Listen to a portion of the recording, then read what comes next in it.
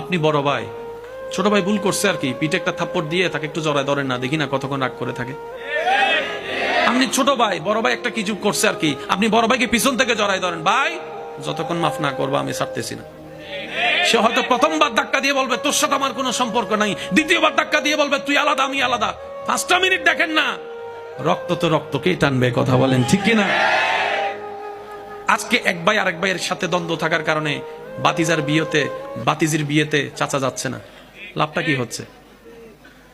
অনুরোধ করে বলি, একটা হাদিস মনে রাখবেন, নবী রহমাতুল্লিল আলামিন বলছেন, 2 জন দ্বন্দ্বকারীর ভিতরে যে যত তাড়াতাড়ি তার বিপরীত পার্সনকে মাফ করে দিবে, আল্লাহ তাআলা খুশি হয়ে তত তাড়াতাড়ি তার গুনাহ মাফ করে দিবে।